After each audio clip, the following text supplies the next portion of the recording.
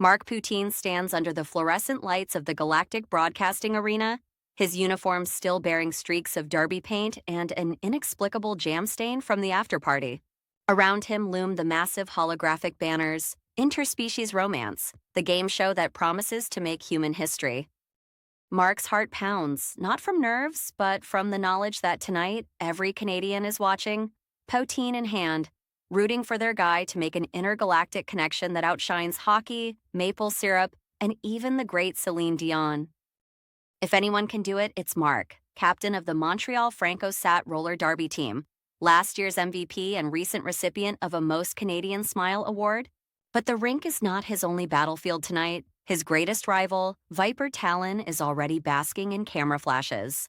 All perfect teeth and suspiciously shiny skates. The American's reputation precedes him, poster boy for cheating, lying, and stealing obligatory victories.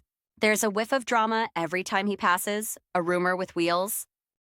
But Mark focuses. The first event, a high-speed roller derby with the audience packed with sentient flowers, gaseous blobs with official voting rights, and camera drones swooping from every conceivable angle.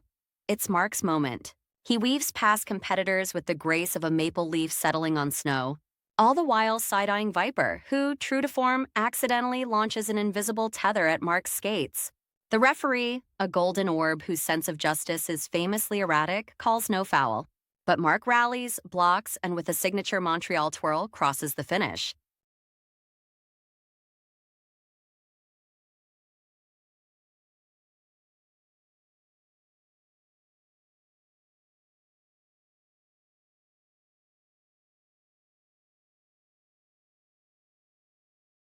But that's just the warm-up. The real test is on the next stage. The infamous Love Boat Cruise, aboard the Maid of the Mist, gliding through Niagara's spray. Around Mark, the other contestants preen and posture, and then come the real stars, the intergalactic beauties. There's the Vulcan, with pointy ears and an aura of patience. If by patience, one means barely tolerating their own boredom. Beside her, the Klingon gazes down at the mortals, her forehead grooves broadcasting disdain and perhaps, just perhaps, curiosity, yet all eyes fall elsewhere. There she stands, the shape-shifting temptress from the planet Midol, a world where mood is the only forecast that matters and the weather is someone else's problem. Her name, today, is Scylla, though on any other day, it could be something altogether different. A shapeshifter's allure is more than skin deep. On Midol, adaptability is survival. Their bodies are a canvas, their personalities, a palette of emotions set to the tune of their companion's heart.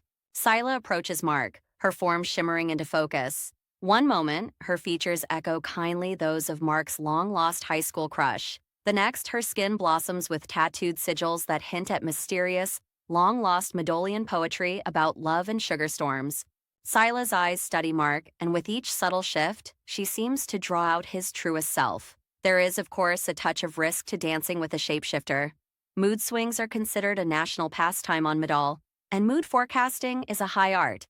While most planets check for rain, Midol's apps warn of fickle at noon and melancholic showers by dusk.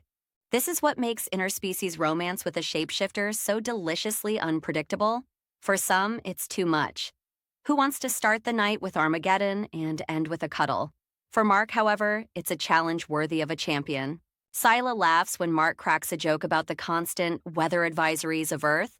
She slides closer, shifting subtly to match the lilt of his smile. A telltale sign, interest forecast, 95%. Now, the cruise sails dangerously close to the falls. Viper Talon is on deck, armed with slicked-back hair and an oily charm, trying to talk up the Vulcan. But she calculates his probability of romantic success at precisely 0.34% and moves on.